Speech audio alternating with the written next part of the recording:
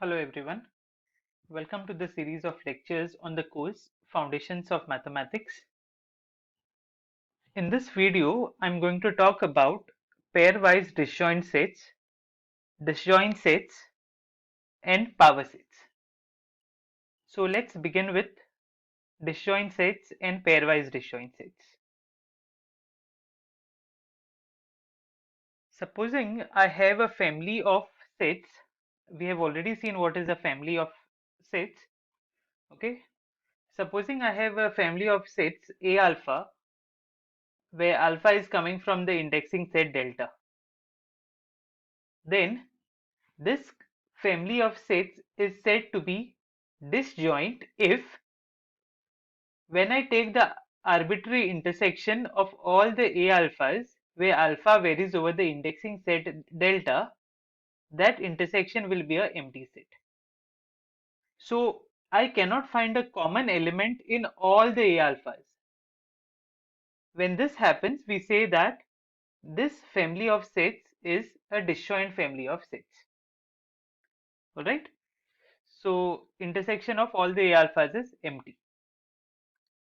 Now this same family is said to be pairwise disjoint.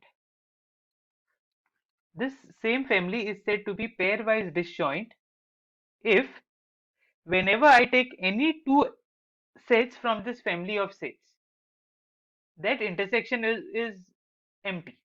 No matter which two uh, sets I take from this collection, their intersection should be empty. So from the word itself, pairwise disjoint, it's clear what the meaning should be. So pairwise disjoint meaning whenever I take a pair of two sets, one pair, that intersection of those two sets is going to be an empty set. Okay. So this family is said to be pairwise disjoint if for every pair of elements alpha, beta and delta, of course I'm picking up two different points from the indexing set. If it's the same set, then definitely intersection won't be empty. So if I take two different sets from this, and if the intersection is empty for every alpha beta, then we say that this collection of family of sets is pairwise disjoint, right? So let me show it to you all geometrically using Venn diagrams. Supposing I have one universal set here, and supposing in this I have three sets. Let's see, this is the first one, this is the second one, and this is the third one. So I can call them, let's say, as A1, let this be A2, and let this be A3. I have three sets with me, A1, A2 and A3. So are these three sets disjoint? When will I say that these three are disjoint? When there is no common element in all of them. All of these three sets do not share a common element. But if I see here, the region which I am marking in red, this region is common to all the sets.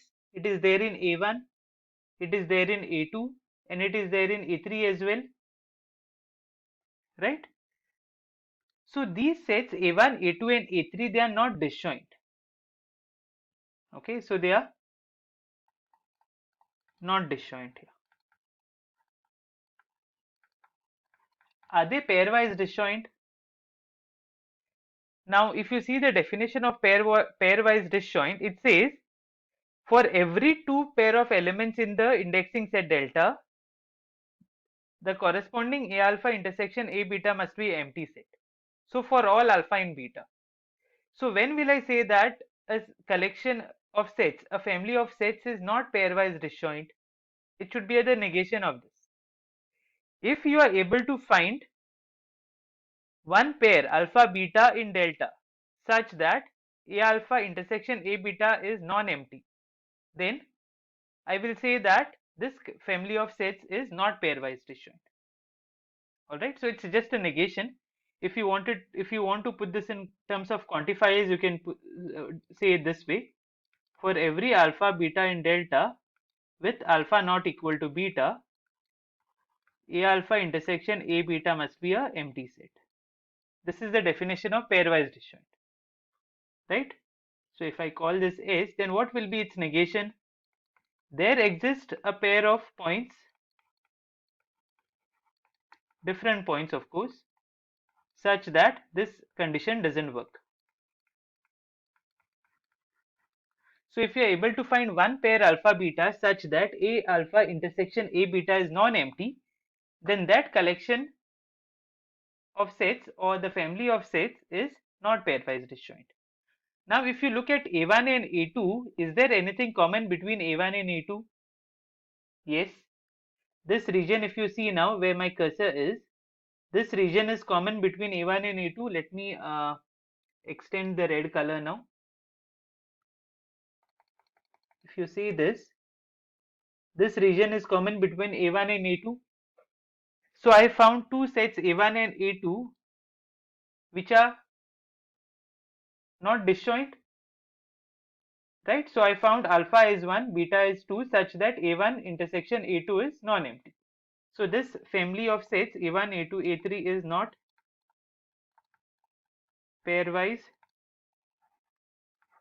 disjoint. I hope the geometric idea is clear. So this family of sets A1, A2, A3 is neither disjoint nor it is pairwise disjoint. Fine. Now let me take another collection of sets. Let's say I have this as my universal set, and let's say this is my A1, and supposing this one is A2. Let's say this is A3. Let's say this is A4, and supposing I have one more set here, let's say this is A5. So I have a collection of 5 sets with me: A1, A2, A3, A4, A5. Now, is this collection of sets disjoint? Is this collection of sets disjoint? Geometrically, if you can see, is it disjoint? Yes. Why is that? Because I cannot find a single element which is present in all of them. Not even one element is there which is common to all of them. So this collection of sets is disjoint because A1 and if you see A1 and A5, there is nothing common between A5, A1 and A5, right? There is nothing common between A1 and A5. So intersection of A1, A2, A3, A4, A5 when I take, that is going to be an empty set. So this collection is, I'll put this in red, it is disjoint, right? Because A1 intersection A2 intersection A3 intersection A4 intersection A5 if you take, that is an empty set. The points of A5 are not there with any of the other sets. So that's enough to say that this is disjoint. Is it pairwise disjoint? To say that this collection is pairwise disjoint, whenever I take any two of these, their intersection should be empty. But if you take A1 and A2 here, their intersection is non-empty. I'll put that again in red. Also, if you see at A3 and A4, although this one example is enough, even this I can find an intersection which is non-empty here where I'm marking red, right? So we found two sets A1 and A2 such that their intersection is non-empty. That means the negation of the definition works. So this collection is not pairwise disjoint, right? So first we saw a family which is neither disjoint nor pairwise disjoint, and this is an example of family of sets which is disjoint but it is not pairwise disjoint, right? So now let's look at some family of sets which we have already dealt with in the previous videos, and we will try to see whether they are pairwise disjoint and disjoint, right? consider this set Fk, which is defined to be minus k comma k for every natural number k. And then for this Fk's, if I take this collection of all the Fk's where k is a natural number, is this a disjoint set? And is it pairwise disjoint? That is the question, right? So if you pick up uh, this Fk's, which are defined to be minus k comma k, this family of sets we came across when we were talking about family of intersection of sets, right? And geometrically, if you see, it's quite clear that they are disjoint sets. So these are the sets minus 1 1, minus 2 2, minus 3 and 3. So for each natural number, this Fk is defined, right? So we have already shown that intersection of all the Fk's, if I look at, that's an empty set, right? Because if you look at F1 and F2, F1 and F2 themselves are disjoint, right? F1 is minus 1 comma 1 and F2 is minus 2 comma 2. So there is nothing common between F1 and F2. So the intersection is empty set, right? So this family is disjoint. So I'll give this name I. Therefore, I is a disjoint family, right? Now, is it pairwise disjoint? If you pick up any two of them, let's say Fp and Fq, where P and Q are some natural numbers, then will Fp intersection Fq be empty? Let's look at that. So I will pick up two elements from the indexing set, which is the set of natural numbers, such that they are different and they are arbitrary natural numbers. Then what will be Fp? Fp is going to be minus p comma p, and Fq is minus q comma q, right? So because p is not equal to q, minus p will also won't be equal to minus q, and both p and q are natural numbers. So it cannot happen that p is minus q and q is minus p. That possibility is not there now because p and q are both natural numbers, right? So I can see that Fp intersection Fq is empty. So if you pick up any two natural numbers p and q which are different, then the corresponding sets Fp intersection Fq, the intersection is going to be an empty set, and therefore the collection I is pairwise disjoint also, right? So this collection, if you see, it is disjoint and it is pairwise disjoint also, right?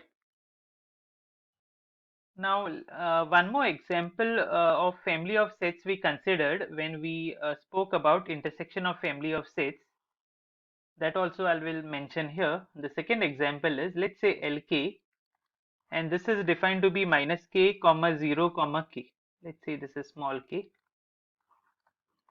where the indexing set is my set of natural numbers. So each k is coming from the set of natural numbers. Now if you see the intersection, 0 will be there in all of them. So 0 is there in Lk for every natural number k. So 0 will be there in intersection of all the Lk's, right? It is there in all of them because 0 is coming definitely in all of them. So this is a non-empty set intersection. So if you see that intersection is non-empty, you can conclude from here that if I take the collection Lk's, where k is a natural number, then this is not disjoint. right? This is not disjoint. Is it pairwise disjoint? Is it pairwise disjoint? If it is not disjoint, can it be pairwise disjoint?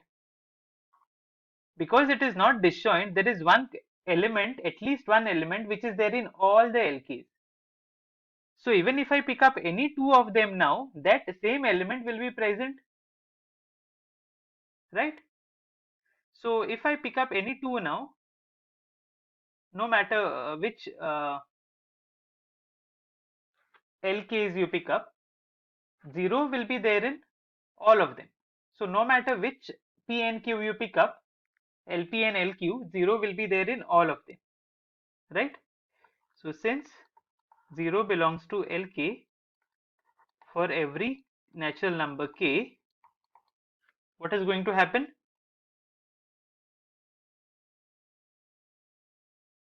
LP intersection LQ will be non-empty for all P and Q. In fact, one P and Q is enough for us.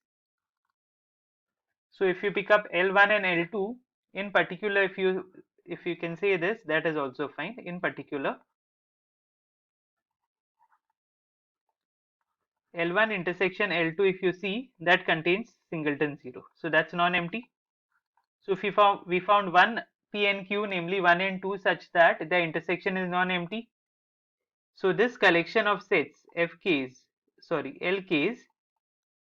where K is a natural number, this collection is not pairwise disjoint, right? So it's not difficult to see that if a family of sets is not disjoint, then it cannot be pairwise disjoint. If it is not disjoint, it can never be pairwise disjoint. Okay, and next will be a result that I'm going to prove, which says show that if a family of sets is pairwise disjoint, then it is disjoint. If you have a family of sets which is pairwise disjoint, then it is disjoint. It's an implication. If it is pairwise disjoint, then it is disjoint. So what will be its contrapositive? If it is not disjoint, then it won't be pairwise disjoint, and that is what we saw in the last example, the second one. It was not disjoint, and hence it is not pairwise disjoint, right? So what we saw in the example is the contrapositive of this. So that is what we have to prove now. If the family of sets is pairwise disjoint, then it is disjoint. And is the converse true? That means if I take a family which is disjoint, then can I say that it is pairwise disjoint? That is what we have to look at, right? So I will start with a family of sets which is pairwise disjoint. So let's say let A alpha, this family where alpha is coming from the indexing set delta, be a pairwise disjoint family. Now what do you mean by it is pairwise disjoint? Whenever I take two distinct sets from this collection, the intersection will be empty, right? Therefore, AP intersection AQ will be empty for all P and Q in the indexing set, that's delta. And of course, they have to be different. If they are different, then I'm having the same set, right? So if it's non-empty, then definitely it will have all the elements if P is equal to Q. So that case I'll avoid. So this is what we know about this collection. If I pick up any two distinct sets from this collection, the intersection is empty. And we need to show that this collection is disjoint. Disjoint meaning, in general, when I take collection intersection of all of them, arbitrary intersection, this is empty. This is what we have to show. Fine. So we will go by contradiction. I'll assume that this is non-empty. Okay, so we can find a point in it. Suppose one point, let's say y, is there in intersection of all the A alphas where alpha is coming from the set delta, indexing set. That means alpha is there in the intersection. That means alpha is there in each and every element of the form A alpha, which is from this set. That means Y is there in A alpha for every alpha in the indexing set delta. In particular now, if I pick this P and Q, which I have here, this point Y will be there in AP and Y will be there in AQ also. It is there in all the elements of the form A alpha. In particular, it will be there in AP and it will be there in AQ. This implies that point Y is there in AP intersection AQ and hence this set is non-empty. That's a contradiction because we assumed that this collection is pairwise disjoint. And now I have obtained two sets AP and AQ such that the intersection is non-empty. So that's a contradiction. Why we are getting this contradiction? Because we assumed that there is a Y in intersection of all the alphas, right? And hence we can conclude that intersection of all the A alphas, if I look at, then this is going to be an empty set, and hence this collection which I had taken, which is a pairwise disjoint collection, that collection is disjoint as well. So every pairwise disjoint family is going to be disjoint. Okay, and I want you all to think over the converse. If I take a disjoint family, then can I say that it is pairwise disjoint? This is what I want you all to think. Fine. So if you can answer this, you can put the answer in the comment box and I'll reply definitely to that. Okay. So next I have one more example which says, let M and R denote the set of all n cross n real numbers, n cross n real matrices. This is script R. Okay, even in this case it is script R. So suppose M and R is the set of all n cross n real matrices. Real matrices meaning all the entries in the matrix are real numbers. Then for each real number R, small r, you define this set MR, and this will contain all the matrices, n cross n matrices whose determinant is equal to R. See if you can understand this. MR is collection of all the matrices of order n whose determinant is equal to R. So what will be M1? M1 will be collection of all the n cross n matrices from this set such that determinant of A is equal to 1. That will be M1. What will be M2? It will be collection of all the matrices whose determinant is 2. What will be M0? It will be collection of all the matrices whose determinant is 0. So in general now we have MR, and that is collection of all the n cross n matrices whose determinant is equal to R. Right? I have this family with me and R is varying over the set of real numbers. So this family, if I look at now, if I look at this family MR, where R is coming from the set of real numbers, let's call it some I say. So this family, is it disjoint? That is the question, right? So we will answer this question. Now to show that a family is disjoint, it is enough to show that that family is pairwise disjoint, because our last exercise says if a family is pairwise disjoint, then it is disjoint, right?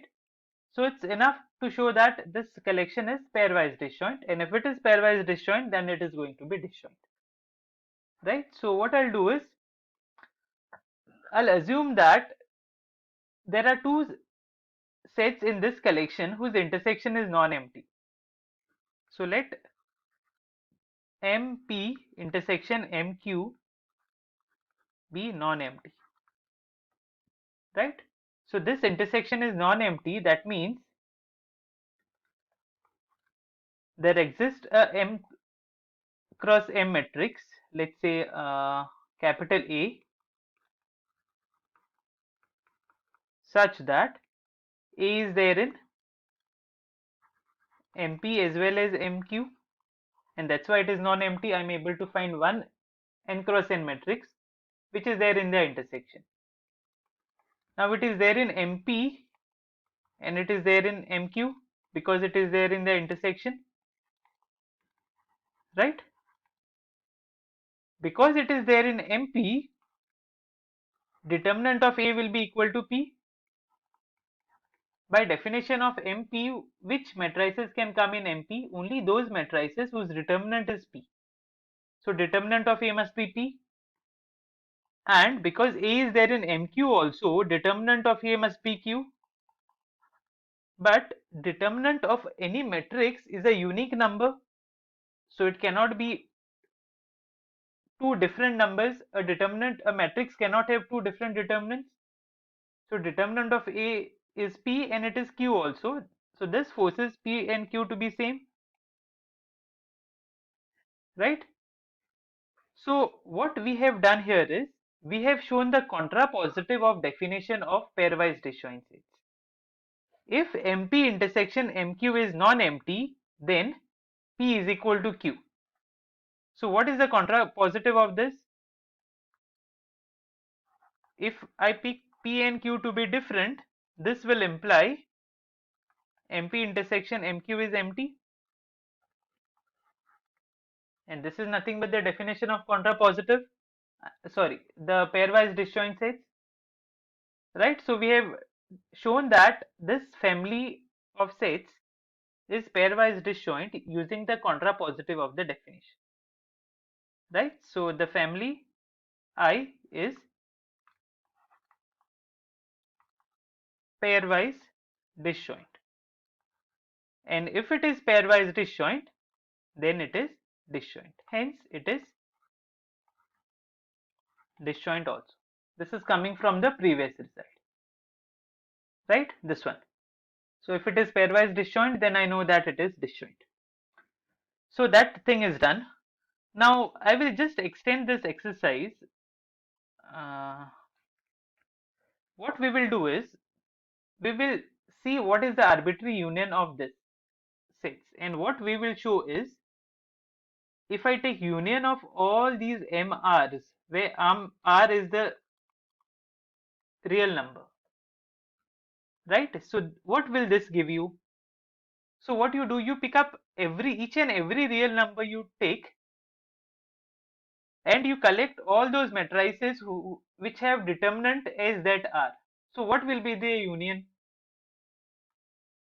If I take the union of all these, I'm going to get all the matrices of order n cross n, right? Because whenever a matrix is having real entries, its determinant will be product of real numbers only, and that is real number.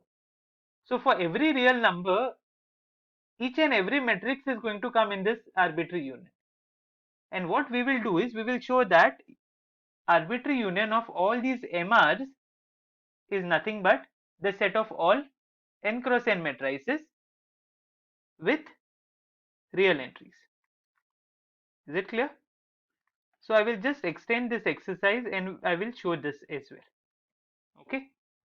So we will show that they are subsets of each other.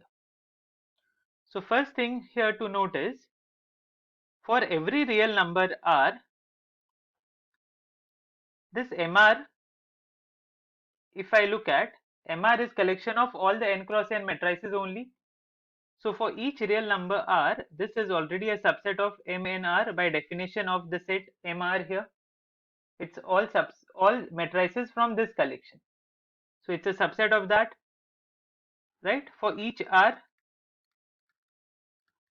that means union of all these MRs, if you look at, this will be a subset of the set of all n cross n matrices with real entries. right? So there is nothing to prove in this. Now let's pick up a n cross n matrix. Let A be a n cross n matrix with real entries. Then this is a n cross n matrix, so definitely it is going to have its determinant, right? And A will belong to M determinant of A, that will be a real number, because M determinant of A, this, let's say this number is some let's say C, then A will belong to MC, where what is MC in this case? All matrices whose determinant is equal to C, right? So this determinant is a real number here. So it is one uh, set of the form MR, where R is nothing but determinant of A. And this is definitely contained in union of all the MRs, right? So if I take any matrix which is n cross n from M, n comma R, that is there in the union. So M and R is also a subset of union of all these matrices,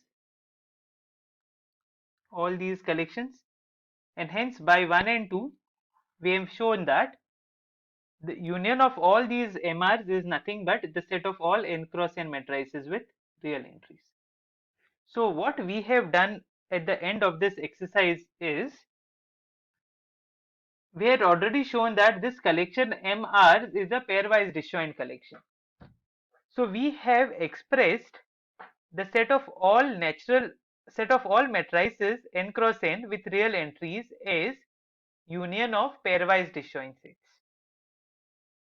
Okay, we have expressed the set of all n cross n matrices with real entries as union of pairwise disjoint sets. I hope that's clear. Now next is these two exercises for you all. Express R2 as pairwise disjoint union of family of lines indexed by R. A hint for this, we have already done one exercise and that is going to help you in doing this.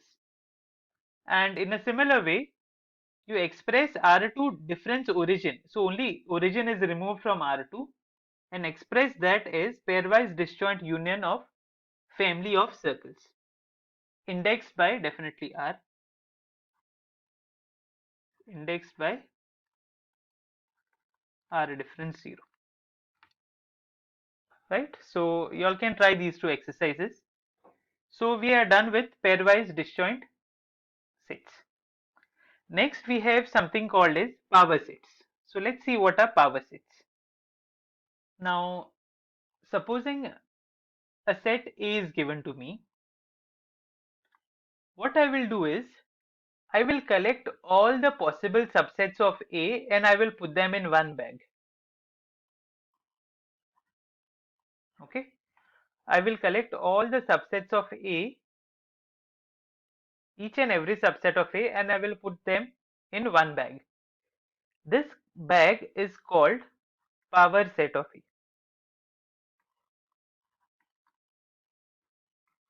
and it is denoted by P of A in this way, right? So what is power set of a set? Power set is the collection of all the subsets of that set, right? So let's formally define what is a power set. For any set capital S, the power set of S is defined to be the family of all the subsets of S, and it is denoted by P of S. That is, the power set is nothing but set of all sets A which are subsets of S. Fine. So if I take S is equal to, let's say with two elements A, B, then what is power set of E? Power set of S. Which sets will be coming inside power sets? Which are actually the subsets of S? So I can have the same set S because every set is a subset of itself. That is one subset. Then I can have singleton set A. That is one more subset. I can have singleton set B. That is one more subset. Are we done? There is one set which is the subset of every set. That is the empty set, right? So the power set of this set is this set. It is collection of all the subsets of that set X. All right. Now, can you see that the power set of A is always non-empty for any set A, no matter what this set is? If A is empty set, let's say what if A is empty set, then what is power set of A?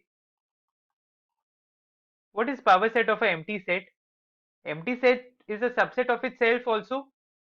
So power set of A will have the empty set, at least one set will definitely be there even if A is an empty set. And if A is having more elements, then I'm going to have more elements in the power set of A, right? So this tells me that power set of any set, if you take, this is always non-empty. Okay, this power set of any set is always non-empty. So this is what I can conclude from here. Next, supposing X is the set of all prime numbers between 1 and 10, between 1 to 10, then we have to write the power set of this set explicitly. So first let's write the set X. What is X? It is all the prime numbers between 1 and 10. So which are the prime numbers? 2, 3, 5 and 7. These are the prime numbers between 1 and 10. So what is power set of X? This is what we have to find out now. The simplest set that I can have, which is a subset of this set, is the empty set. So I can list down the empty set first. Then I can look at singletons. So I'll have singleton 2, this is one subset, singleton 3, singleton 5 and singleton 7, right? So singleton subsets are done. Then I can have sets having two elements, 2 comma 3, I can have 2 comma 5 and I can have 2 comma 7, right? Then I can have 3 comma 5 and I can have 3 comma 7. Okay, so then I will look at sets having 3 elements each.